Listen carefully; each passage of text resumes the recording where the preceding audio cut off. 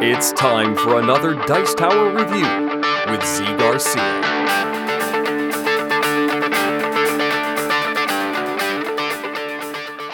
Hey folks, today we are taking a look at a hidden role and drafting game that goes by the name of New Salem. New Salem is a very stark looking game, as you can see, very attractive package. And in this one you are going to be given a secret role at the beginning of the game. You're a witch or not a witch, and you have to, through some drafting and some card play, make sure that your team wins, but even more importantly than that, you want to make sure that you win. Let me show you how the game works. Pretty straightforward game, and then I'll tell you what I think of this one.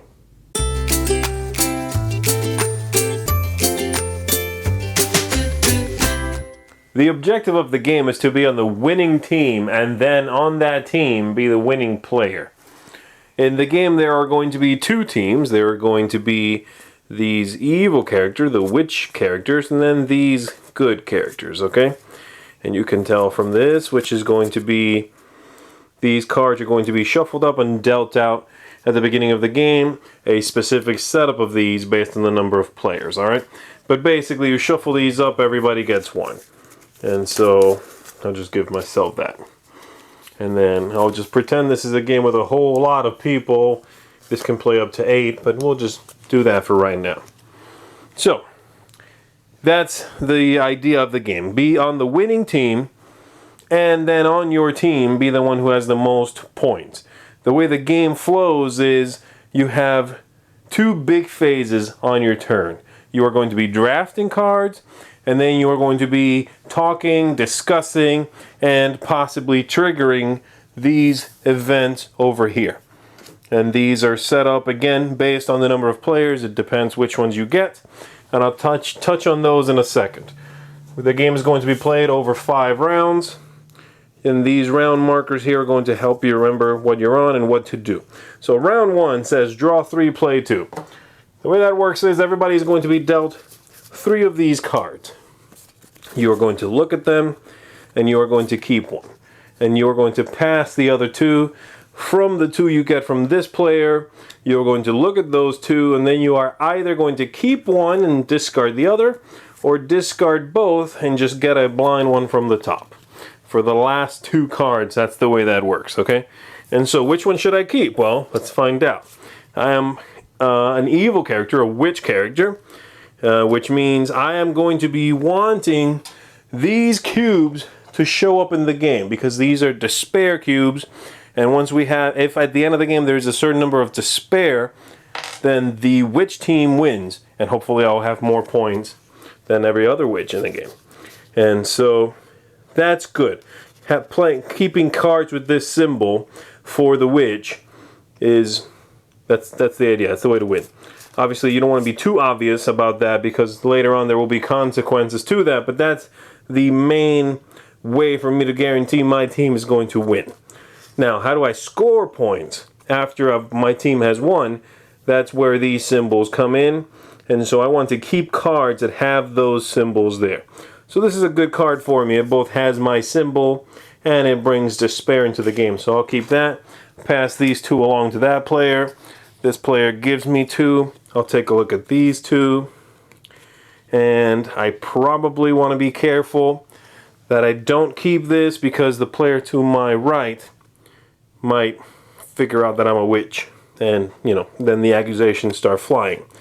So I'm actually going to discard both and just get a blind one, which was pretty good. That actually worked out well for me. It's got both of these. Okay, and then, so that was draw 3, and now play 2 comes around and everybody flips over the 2 cards they kept. And you put the cubes, you grab the cubes that correspond to them. Any card that has the white symbol, which you've yet to see, but it looks like that you get a hope cube for that one, okay? So that's the first big part of the game, is drafting, playing the cards, putting cubes on them. Next up comes the event, and now players will discuss what they think should happen, if they think any of these events should be triggered, okay? Let me show you what these events are real quick. So we have here 2 events that can keep on being triggered, and then some that are assigned to players and they are finite. And so over here we have Confession. This is going to cost 2 hope cubes, and those 2 hope cubes have to come from a single person. But in this game, if you trust someone or you feel the need to, you can give your hope cubes to someone else, and then they can trigger it. Obviously, if someone takes your hope cubes and then decides not to do something with them, that's up to them. That's part of the game. So this one lets you view another player's character card. So you can see it, and then what you say with that information, again, that's part of the bluffing of the game. You could lie, you can do whatever you want to. The other card is Cleansing. It takes 5 hope, and it gets rid of 2 of those despair cubes. And in the game, you are going to need, the number of players is here. The minimum needed for witches to win is here. So if you're on the good team, you want to make sure you don't get near those numbers depending on the number of players, okay? So that's what that card is for. Cleansing gets rid of them from the game. And then the other 2 kinds of cards are the trial cards and the pardon cards. Let me grab one of each here. The trial card says it takes 4. You give it to anybody you want to. That player no longer adds despair or hope cubes while playing. So no matter what they play in front of themselves, they no longer bring cubes into the game. And the other card is Pardon. It says you take this card, you may not be targeted by trial for the rest of the game. So you take it, and no one can give you this one. That's the idea of this card. All right? And that's pretty much it. And so again, discussion, lots happening there until everybody's ready to move on and we go to round 2. In round 2, you are going to keep everything in front of you the way it is, and you are going to draw 4 and play 3. Then the next round you draw 5, play 4, and then back down 4, 3, 3, 2, and that's at the end of that round, that's game over, and we check to see which team won. So let's say the witches won, and because there's enough despair here that the witch team would win. And by the way, there's also, right before the game's over, we reveal everybody, and if anybody who got a trial was not a witch, then we add some despair. If you put a witch on trial, you get rid of some despair. But then you calculate the final score and figure out who won. So the team first, let's say witches won. And then you calculate your score, which is based on cards in front of you. For every card you have that matches a symbol you have on your card, that's 1 point. And then for every panorama you have that's a full-up panorama, you get 2 points. And so if you have, let's see, this is, let's find some panoramas here. These 2 go together, and then we have the other side of that, which is going to look like this. There we go. So that's 1 full up. So if this is all I had at the end of the game, I would look at my card. I have 1 point. I have 2 points. And this symbol I don't have, but I have a full panorama, so that's 4 points. If that's the highest score, I win the game. New Salem is probably one of the most attractive games I've played in a while. It has a very interesting cover. It's a very brave choice that they went with here, where it's not splashy, it's not, it's not showy, but it's nice and subtle. I really like it. I think it looks good. It has a nice aged look. The graphic design on the characters, the look of the cards, all the artwork really for everything is congruent, works really well together, and it's very stylized. I like the look of this game a lot. The gameplay itself, I thought was alright. I was honestly hoping for a little more, and I do have a couple of issues with the gameplay, but it just felt like all the moving parts did not add up to something greater than the parts, like the drafting. I like drafting, but in this game, the drafting, it's not that interesting. It's kind of obvious what you should keep, pretty much. If you're a bad guy, keep some bad stuff. Hide that you keep, no, don't keep every bad card you see, but keep some bad stuff. And no matter who you are, get some cards that score for you because you win alone. And so the drafting's not as engaging as I would hope. The events, not as diverse and interesting as I would hope. I like the cleansing, that's great. I like looking at someone else's roll, that's fine because it creates that whole, I look at it but I can lie, and that person now looks like they are what I said they were. I like that. Mistrust, seeding, Discord, all of that, that's great. But the other ones, oh, you can't get cubes anymore. Oh, you can no longer be given the card that you can't get cubes anymore. That's it. That's kind of boring. There should be a stack of 20 cards in this game, and every round you flip over 3 or 4 or 5, and then you can pay hope cubes to trigger that stuff. That's engaging. You never know what's going to happen. That's, it's all, this game, those events are just too static and samey.